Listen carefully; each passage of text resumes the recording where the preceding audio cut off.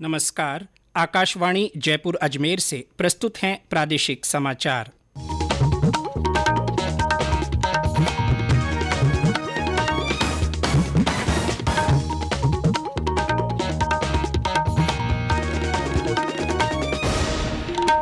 समाचारों के साथ मैं जितेंद्र सिंह पूनिया। राष्ट्रपति रामनाथ कोविंद ने कहा है कि भारतीय संस्कृति में नदियों का विशेष महत्व है। उन्होंने कहा कि जल संरक्षण के लिए हमें सचेत रहना होगा।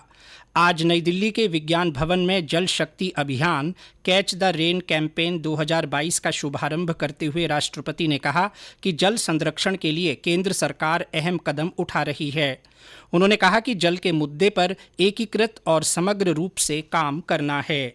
भारत सरकार का ये सुविचारित निश्चय है कि जल के मुद्दे पर एकीकृत और समग्र रूप से कार्य करना है तथा इसे सर्वोच्च प्राथमिकता भी प्रदान करना है। मुझे यह जानकर खुशी हो रही है कि भारत में जलवायु परिवर्तन के प्रभावों को कम करने और जल सुरक्षा सुनिश्चित करने हेतु जल के सक्षम उपयोग, जल स्रोतों के संरक्षण, प्रदूषण को न्यूनतम स्तर तक कम करने और स्वच्छता सुनिश्चित करने के प्रभावी कदम उठाए जा रहे हैं।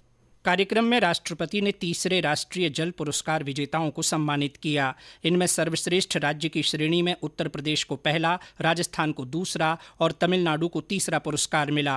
पश्चिम जोन में राज्य के बांसवाड़ा और गुजरात के वडोदरा को दूसरे स्थान के लिए पुरस्कृत किया गया।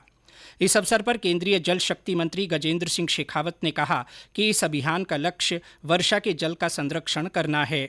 उन्होंने कहा कि जल हमारे जीवन का आधार है और इसे देखते हुए हर जिले में 75 अमृत सरोवर का निर्माण होना चाहिए। भारतीय जनता पार्टी संसदीय दल की आज नई दिल्ली में बैठक हुई। प्रधानमंत्री नरेंद्र मोदी, भाजपा के राष्ट्रीय अध्यक्ष जगत प्रकाश नड्डा और पार्टी सांसद बैठक में शामिल हुए। बैठक के बाद पत्रकारों को जानकारी देते हुए संसदीय कार्य राज्य मंत्री अर्जुन राम मेघवाल ने बताया कि सांसदों ने प्रधानमंत्री गरीब कल्याण योजना का विस्तार करने के लिए प्रधानमंत्री नरेंद्र मोदी को धन्यवाद दिया। उन्होंने कहा कि आज की बैठक का मुख्य उद्देश्य सामाजिक न्याय के मुद्दे पर अगले महीने की 6 तारीख और 14 तारीख के बीच बैठकें और सम्मेलनों का आयोजन करना था। प्रधानमंत्री नरेंद्र मोदी और पार्टी अध्यक्ष जगत प्रकाश नड्डा ने बैठकें आयोजित करने का सुझाव दिया था। शिक्षा मंत्री डॉक्टर बी.डी. कल्ला ने कहा है कि रीट 2022 परीक्षा के लिए विज्ञप्ति जल्द ही जारी कर दी जाएगी। जयपुर में कल रीट परीक्षा को लेकर आयोजित बैठक में श्री कल्ला ने अधिकारियों को सभी परीक्षा केंद्र यथासंभव जिला मुख्यालयों और सरकारी भवनों में ही बनाने के निर्देश दिए। उन्होंने परीक्षार्थियों की संख्या अधिक होने की स्थिति में पारियों की संख्या बढ़ाने के लिए कहा। उन्होंने कहा कि रीट परीक्षा के बाद होने वाली शिक्षक भर्ती परीक्षा का पाठ्यक्रम निर्धारित कर लिया गया है, जिसे जल्द ही जारी कर दिया जाएगा।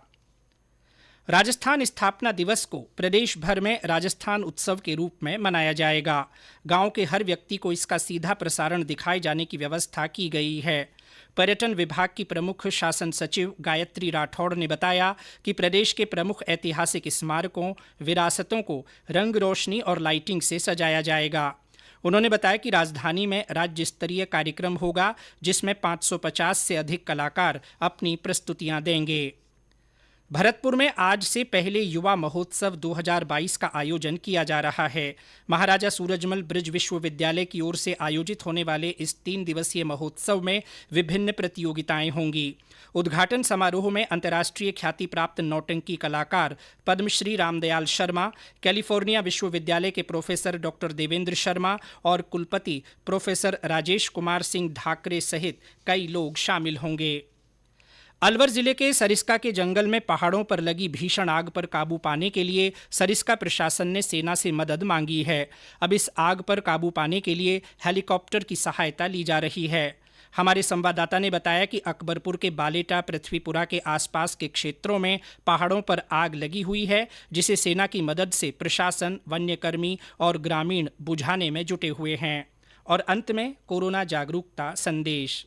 चलो मिलकर एक शुरुआत करें, चलो एक फैसला आज करें, मास्क नहीं तो टोकेंगे, कोरोना को रोकेंगे, चलो एक इरादा करते हैं, चलो कुछ वादा करते हैं, मास्क नहीं तो टोकेंगे, इसी के साथ प्रादेशिक समाचार बुलेटिन समाप्त हुआ। नमस्कार।